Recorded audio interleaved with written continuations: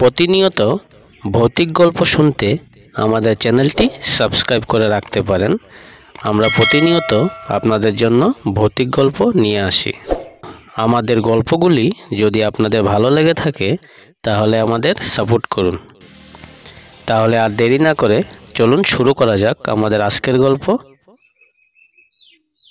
অচিন বাড়ি। বর্ষার এক দুপুর কলকাতার এক পুরনো বাড়ির স্যাঁতস্যাঁতে ঘরে বসে বই পড়ছিল অভিক। সদ্য বিশ্ববিদ্যালয় থেকে ইতিহাসে মাস্টার্স শেষ করেছে। চাকুরির চেষ্টা চলছে, কিন্তু মনের গভীরে কোথাও যেন অজানাকে জানার একটা আকর্ষণ সব সময় ছিল তার। সেই দিনটা ছিল একটু অন্যরকম। ডাকপিয়ন একটা হলুদ খামে মুড়া চিঠি রেখে গেল। হাতে নিয়ে দেখে অবাক হলো, চিঠির উপরে মোটা হাতে লেখা, অভিক মুখার্জি, 2B বউবাজার স্ট্রিট, কলকাতা, আপনার জন্য বিশেষ জরুরি বার্তা। চিঠিটা খুলে পরে অভিক প্রথমে কিছুই বুঝতে পারল না। আপাতত তুমি যেখানেই থাকো, তোমার আসা দরকার আমাদের পূর্বপুরুষের ভিটে চণ্ডীপুর গ্রামে। বাড়িটা আবার সচল করা দরকার, না হলে যা ঘুমিয়ে আছে তা জেগে উঠবে। তোমার ঠাকুরদা। PS, সময় খুব কম। ঠাকুরদা? তার তো ঠাকুরদা প্রায় 20 বছর আগেই মারা গেছেন। গলা শুকিয়ে গেল অভিকের। চিঠির কাগজের গায়ে একটা গন্ধ, পুরনো কাঠের, ধুলোর আর যেন একটু ধূপের। সে জানত চণ্ডীপুর গ্রামের কথা তার বাবা মাও বিশেষ বলতেন না। বহু বছর আগে সেই ভিটে ছেড়ে এসেছিলেন।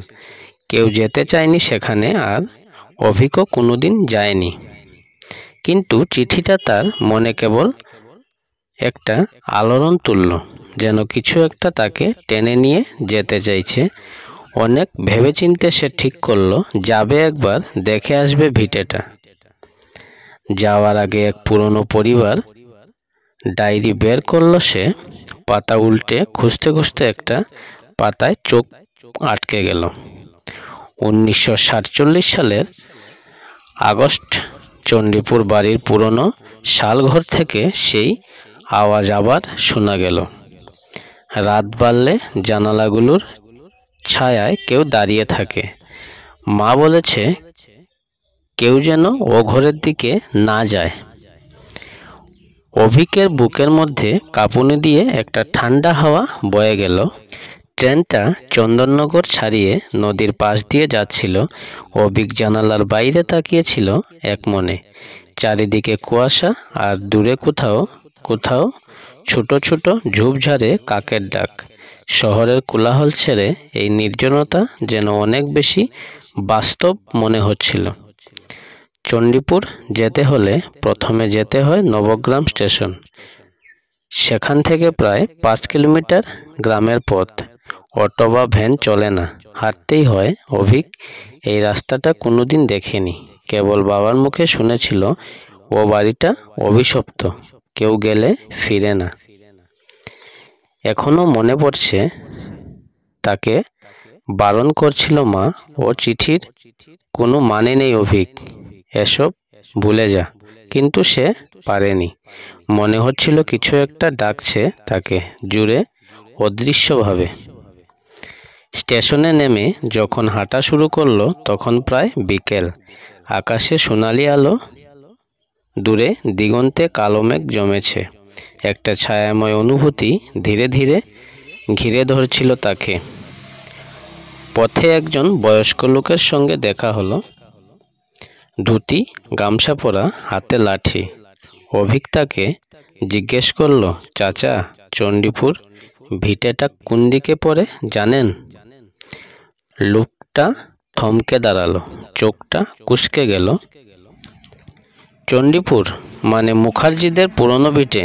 হ্যাঁ, আমার ঠাকুরদার বাড়ি। লোকটা কিছুক্ষণ চুপ করে থাকলো, তারপর বলল, তুমি কি অভিক, বিমল মুখার্জির নাতি? অভিক অবাক হয়ে বলল, আপনি চেনেন আমাকে? চিনি না ঠিক, তবে চিঠির কথা শুনেছিলাম। ওই বাড়ি নাকি আবার কাউকে ডাকছে।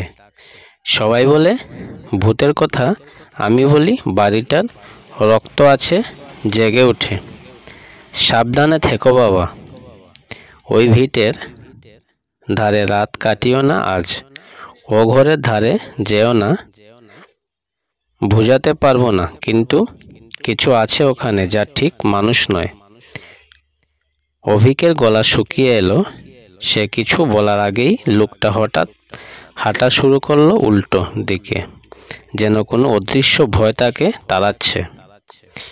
বিকেল প্রায় সন্ধ্যা গড়িয়ে গেল যখন অভিক চণ্ডীপুর বাড়ির সামনের গেটের সামনে এসে দাঁড়ালো।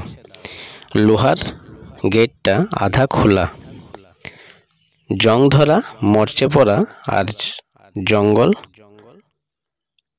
গজিয়ে উঠেছে চৌহদ্দি জুড়ে। বাড়িটা তিনতলা, কাঠের তৈরি অংশ এখনো দাঁড়িয়ে আছে, কিন্তু ভগ্ন। দেওয়ালে বড় বড় ফাটল, জানালাগুলোতে শাল গাছের ডাল এসে ঢুকে গেছে। একটা কাক হঠাৎ উড়ে গেল আধারে, তার ডানার শব্দ যেন গলার কাছে কাঁপুনি ধরিয়ে দিল।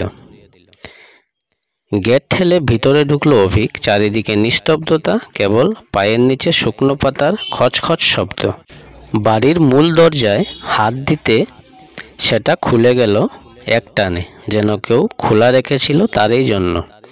ভেতরে ঢুকে চারপাশ দেখতে লাগলো। পুরনো কাঠের মেঝে, ধুলো জমে আছে ঘন। দেওয়ালে তার ঠাকুরদার একটা ছবি, চোখজোড়া এক দৃষ্টিতে তাকিয়ে আছে যেন। ঘরটা হঠাৎ কেঁপে উঠল, যেন উপরতলায় কোনো দরজা ধীরে ধীরে খুলছে। অভিক মনে সাহস জোগাড় করে উপরে উঠল। কাঠের সিঁড়ি কড়কড় শব্দ করছে। ঠিক উপরের ঘরটা সেই শালঘর, যেটার কথা ডায়েরিতে লেখা ছিল। দরজাটা আধ খোলা। ভেতরে ঢুকতেই একটা গন্ধ লাগলো, পুরনো ধূপ, মরা পশমের মতো কিছু একটা। ঘরের এক কোনায় একটা চেয়ারে বসে আছে একটা পুতুল, বড়, কাঠের তৈরি, পুরনো আমলের। তার চোখ দুটো কাচের, আর সেই চোখ যেন ঠিক অভিকের চোখে চোখ রাখছে। হঠাৎ দরজাটা পেছনে বন্ধ হয়ে গেল, আলো নিভে গেল। অন্ধকার ঘরে দাঁড়িয়ে অভিক অনুভব করলো কিছু একটা যেন ধীরে ধীরে চারপাশে ঘুরপাক খাচ্ছে। ঘরের বাতাস ভারী, নিঃশ্বাস নিতে কষ্ট হচ্ছিল। হঠাৎ কাঠের পুতুলটির গলা থেকে এক নিঃশব্দ ফিসফিসানি শোনা গেল। তুমি এসেছো আবার? আতঙ্কে পেছনে ঘুরে দাঁড়ালো সে, কিন্তু কেউ নেই। চেয়ারের উপর রাখা পুতুলটির চোখ তখন জ্বলজ্বল করছে লাল আলোয়। তার ঠান্ডা গলায় ভেসে এলো আবার একটি আওয়াজ, তোমার ঠাকুরদা আমাকে প্রতিশ্রুতি দিয়েছিল, কিন্তু সে কথা রাখেনি। এবার তুমি ফিরিয়ে দেবে। অভিক ছুটে ঘর থেকে বেরিয়ে নিচে নেমে এলো। সে বুঝতে পারছিল বাড়িতে কোনো অশুভ শক্তি জেগে উঠেছে। ঘরের দেওয়ালে খোদাই করা চিহ্ন, ছাদের কড়িকাঠে ঝুলানো শুকনো তুলসীমালা, সব যেন বহু আগে এক নিষিদ্ধ তন্ত্রক্রিয়ায় সাক্ষ্য দিচ্ছে। পরদিন সকালে গ্রামের এক বয়স্ক ব্রাহ্মণের কাছ থেকে অভিক জানতে পারে সেই বাড়ির ইতিহাস। তার ঠাকুরদা বিমল মুখার্জি ছিলেন এক তান্ত্রিক গবেষক। 1947 সালের দাঙ্গার সময় তিনি এক ভয়ানক রক্ষাকালীর উপাসনায় লিপ্ত হন, যেখানে তিনি এক আত্মবন্দী পদ্ধতিতে এক দুষ্ট আত্মাকে শালঘরের পুতুলে আবদ্ধ করেন। কিন্তু নিয়মভঙ্গের ফলে সেই আত্মা পুরোপুরি শুদ্ধ হয়নি। প্রতি কয়েক দশকে সেই আত্মা আবার জেগে ওঠে উত্তরাধিকারীর রক্ত খুঁজে। চিঠিটা আসলে লিখেছিল সেই আত্মা, ঠাকুরদার নাম ব্যবহার করে। রাতে অভিক সিদ্ধান্ত নেয় এবার চিরতরে এই আত্মাটিকে শুদ্ধ করতে হবে। ঠাকুরদার ডায়েরি পড়ে সে একটি পুরনো রক্ষামন্ত্র খুঁজে পায়, যেটা শেষ করা হয়নি। সেই মন্ত্র পূর্ণ করতে গেলে আত্মার সামনে দাঁড়িয়ে নির্ভয়ে তা উচ্চারণ করতে হয়। সে আবার উঠে শালঘরে। পুতুল তখন স্থির। মন্ত্র পড়া শুরু করে সে। শ্লোকের তালে যেন ঘরের দেওয়াল কাঁপতে শুরু করে। হঠাৎ পুতুলটি ভেঙে যায় আর কালো ধোঁয়ার মতো এক ছায়ামূর্তি বেরিয়ে আসে। তেজে ছায়া ফেটে পড়েছে, বিদ্যুৎ ঝলকাচ্ছে। শেষ শ্লোকটি বলার সময় অভিক জ্ঞান হারায়। পরদিন সকালে অভিক জেগে উঠে বাড়ির উঠোনে।